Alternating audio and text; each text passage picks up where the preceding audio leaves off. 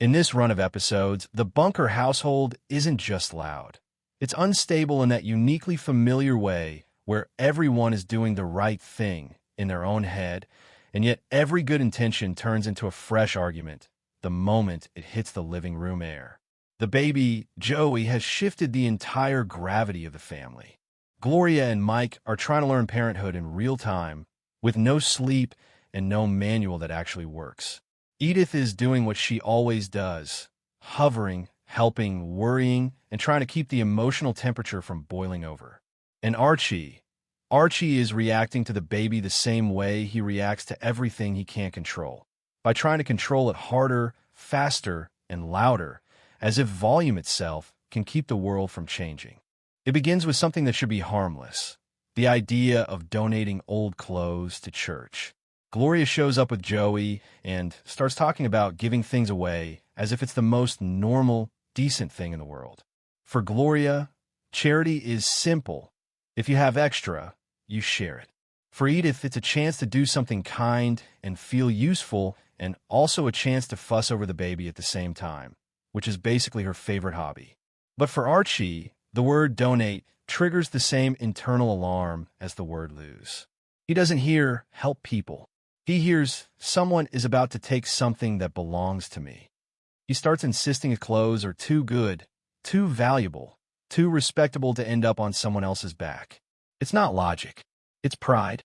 Archie believes what you own is part of who you are, and if the wrong person wears your good stuff, then the lines he depends on, who's who ranks where, start blurring. Gloria refuses to let him turn decency into a selfish speech. Maybe she's more blunt because she's tired. Maybe motherhood has sharpened her patience for nonsense. Maybe she's simply reached that point where she doesn't feel like listening to Archie perform another lecture about how the world used to work. Whatever the reason, she pushes back, and she doesn't do it gently. She goes right into Archie's closet like she's hunting evidence, grabbing items, and challenging him to explain why he can't spare them. Archie panics when she targets something he truly values, his good jacket, the kind of jacket he associates with dignity and status. The conversation stops being about charity and becomes about control, because the donation pile is just a symbol. Archie doesn't want Gloria deciding anything inside his house, especially not anything that reveals how much influence she can still have over him. That fight about clothing slides naturally into something bigger. What kind of identity Joey is going to grow up with? Archie sees the baby and doesn't just see a child. He sees a future battleground. He thinks the world is getting harsher, more chaotic, more unpredictable, and he believes the only safe move is to stamp the child with belonging as early as possible. In Archie's mind, baptism isn't simply a religious ritual, it's a shield. It's proof. It's a label that says, this child is part of something. Archie argues that if Joey doesn't belong, he'll be targeted. He talks about how people can be cruel to what they don't understand. He frames it like an urgent warning, a kind of street wisdom from a man who believes he's seen how society works. Gloria and Mike aren't buying it, at least not in the way Archie wants. They don't necessarily reject faith, but they reject Archie's approach. The idea that fear should dictate their parenting choices, and the idea that Archie gets to decide something that belongs to them as parents. Gloria, especially, is sensitive to the feeling of being overridden right now. She's just gone through pregnancy and birth. Her body's still recovering, her identity shifting daily, and now everyone has opinions about how she should raise her child. Archie's insistence feels less like love and more like a takeover. Archie's response is predictable. If they won't agree, he tries to outmaneuver them. He starts plotting like he's planning a family rescue mission, convinced he's the only one thinking clearly. He goes to the church and tries to arrange a baptism without the parents' consent, speaking with the kind of confidence a man has when he believes tradition automatically grants him authority. He tries persuasion. He tries emotional pressure. He tries a little performance, leaning on the idea of what's proper as if that phrase is a legal document. And when the system doesn't bend quickly enough, Archie does what he always does when he feels cornered. He improvises. The result is one of those moments that feels absurd and revealing at the same time.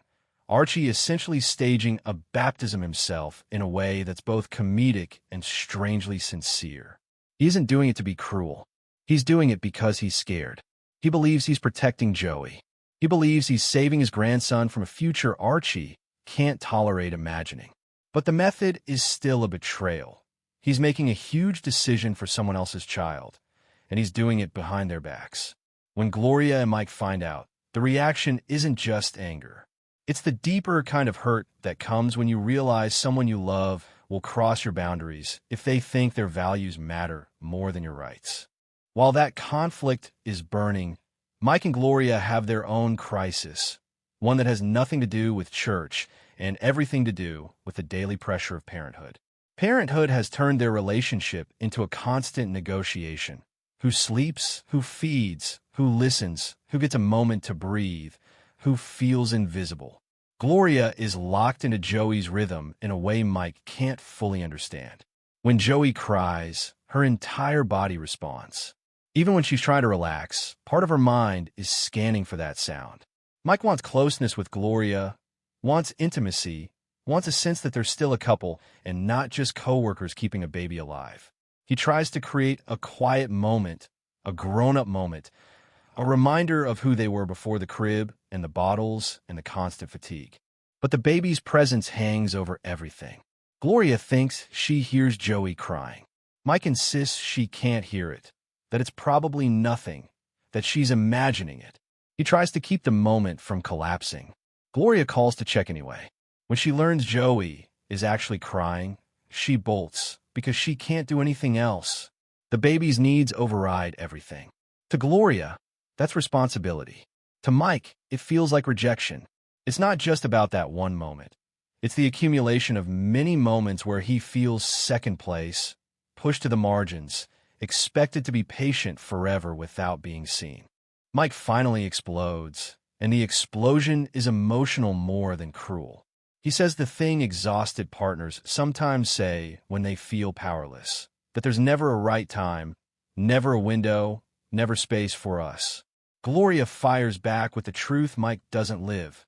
Her day never ends. He goes to work and comes home. She's on duty all the time. Even when she sits down, she's listening. Even when she closes her eyes, she's alert. Her body is still recovering, her emotions still raw, and now she's being asked to divide herself into pieces that satisfy everyone else. The argument isn't really about intimacy. It's about identity, respect, and whether Mike understands the invisible labor Gloria carries. Edith, watching this unfold, becomes an unexpectedly important voice. She doesn't scold Gloria, and she doesn't take Mike's side in a harsh way. She speaks like someone who has lived through decades of marriage, through seasons where you feel close and seasons where you feel distant, through moments when you love someone but don't know how to reach them. Edith tells Gloria something that lands because it's simple. There are two men in her life now, one big and one small, and both need love. Edith is not saying, ignore the baby. She's warning that if Gloria and Mike stop seeing each other, resentment will grow. And resentment doesn't need a dramatic explosion to destroy things. It destroys quietly, day by day, until the couple becomes strangers sharing a roof. Meanwhile, Archie keeps orbiting every conflict like a loud planet. He sees Mike and Gloria's struggles and tries to interpret them through his worldview, often getting it wrong, but always certain he's right. And then another stressor hits. Mike gets a potential job opportunity that could change their future. The possibility of moving for work, of leaving the current environment, of building a new life somewhere else, puts Archie into full panic mode. He reacts as if someone is trying to steal his family away. He mocks the location, exaggerates the discomfort, paints it like a ridiculous idea. But beneath the jokes and complaints is fear. Fear of being left behind, fear of losing relevance, fear that the baby will grow up far away and Archie will become a voice on the phone instead of a presence in the room. The job discussion also brushes up against deeper social tension, the kind Archie can't resist turning into a lecture. When competition and fairness enter the conversation, Archie drifts into the kind of commentary that exposes how tightly he clings to the idea that the world is rigged against him now. Mike, caught between principle and ambition, doesn't want to let Archie rewrite the moral rules of the world, but he also wants to win. That's what makes it uncomfortable. The way big social questions suddenly become personal when you're the one who needs the paycheck. By the end of this stretch, the family hasn't found peace, but something important has been revealed. Gloria is learning that motherhood doesn't just change her schedule, it changes her boundaries. Mike is learning that love isn't only about providing or planning. It's also about patience and humility. Edith is learning that she can't always smooth everything over with kindness. Sometimes she has to say hard truths. And Archie is learning painfully and loudly that his version of protection can become a form of control that pushes people away. The comedy remains because this family can't exist without it. But beneath the jokes, these episodes are really about what happens when everyone wants to do the right thing and nobody agrees on what right means. The baby is the center, but the real story is the adults trying to reshape their relationships around a new life, try to hold on to love while their old habits pull them toward conflict. And in the bunker house, conflict doesn't arrive politely. It arrives through the front door, takes a seat on the couch, and demands to be heard.